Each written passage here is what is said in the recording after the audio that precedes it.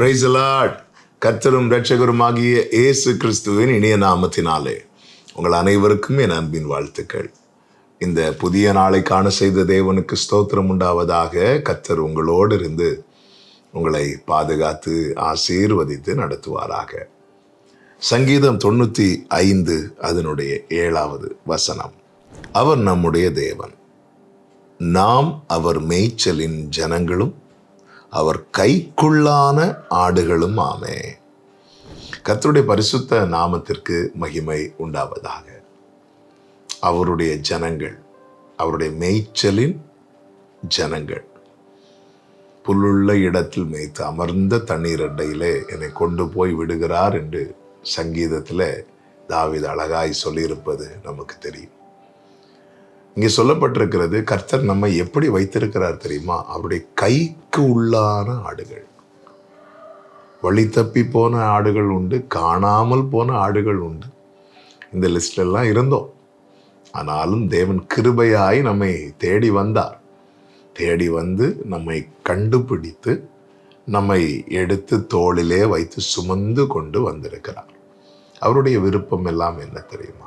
நாம் யாராக இருக்க வேண்டும் என்று அவர் விரும்புகிறார் தெரியுமா? அவருடைய கைக்கு உள்ளான ஆடுகளாய் இருக்க வேண்டுமாம். கைக்கு உள்ள. 1 பேதுரு 5வது அதிகாரத்தில் சொல்லப்பட்டிருக்கிறது, அவருடைய பலத்த கைக்குள்ளே அடங்கி இருங்கள். ஏற்ற காலத்தில் அவர் உங்களை உயர்த்தும்படிக்கு. இந்த நாளிலே என்னை கேட்டுக்கொண்டிருக்கிற அன்பு சகோதரா சகோதரி, நம்மை பிதாவாகிய தேவன் முன்னறிந்து தெரிந்தெடுத்து தம்முடைய குமாரனாகிய கிறிஸ்துவின் கையிலே கொடுத்திருக்கிறார். அவருடைய கையிலிருந்து நம்மை ஒருவருக்கும் பறிக்க முடியாது. அப்படி இருந்தும் அநேகர் விலகி போக, தவறி விழ காரணம் என்னவென்றால் அவர்களாக பிரிந்து போகிறது. யூதாசை நீங்கள் பார்த்தீர்கள் என்றால் தெரியும்.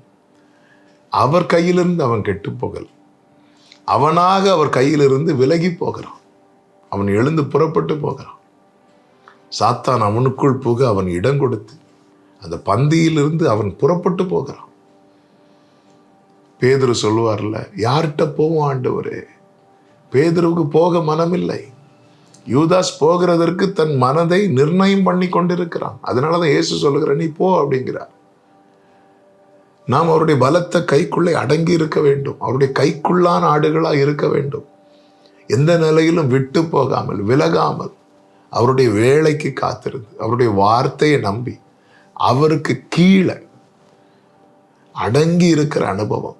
இப்படிப்பட்ட அனுபவம் நம்முடைய வாழ்க்கையில் உண்டாகுமானால், அவர் வைத்திருக்கிற அந்த நல்ல மேய்ச்சல், அவர் வைத்திருக்கிற அந்த நித்திய இளைப்பாறுதல், அது நமக்கு கிடைக்கும் என்பதில் எந்த சந்தேகமும் இல்லை.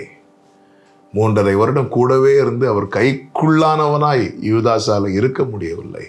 அவருடைய முடிவு பரிதாபமாய் போனது. பேதுருவை பாருங்கள்.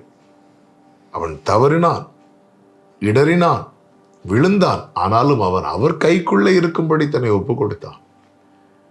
நான் உன்னை கழுவாவிட்டால் என்னிடத்தில் பங்கு இல்லை என்று சொன்னதும் தன்னை மொத்தமாக விட்டு கொடுக்கிறான். ஆரம்பத்தில் தடுத்தான். வேண்டாண்டவரே, என்னை நீங்க கழுவக்கூடாது சொல்லும்போது, இல்லை ஆண்டவர் சொல்ற, நான் உன்னை கழுவலைன்னா என் பங்கில்லை. அவருடைய வார்த்தைக்கு முன்பதாக தன்னை முழுவதுமாய் கொடுக்கிறான், தன்னை தாழ்த்துகிறான். ஆனால் அந்த எந்த இடத்துலையுமே யூதாஸ் தன்னை அப்படி விட்டு கொடுத்ததை, ஒப்பு கொடுத்ததை பார்க்க முடியாது. அவனால அவர் கையில அடங்கி இருக்க முடியவில்லை. அவன் விலகி போய்விட்டான், கெட்டு போய்விட்டான். கேட்டின் மகன் என்று சொல்லப்பட்டிருக்கிறது. நம்மை தேவன் அப்படி கேட்டின் பிள்ளைகளாய் அழைக்கவில்லை, முத்திரை குத்தவில்லை, நேச பிள்ளைகளாய் வைத்திருக்கிறார். அவருடைய கைக்குள்ளானவர்களாய் காணப்படுவோம். கர்த்தர் ஆசீர்வதிப்பார். ஜெபிக்கலாமா? எங்கள் நல்ல தகப்பனே, உம்முடைய கைக்குள்ளான ஆடுகளாய் காணப்பட கிருபை செய்யும். இயேசுவின் நாமத்தில் பிதாவே, ஆமென்.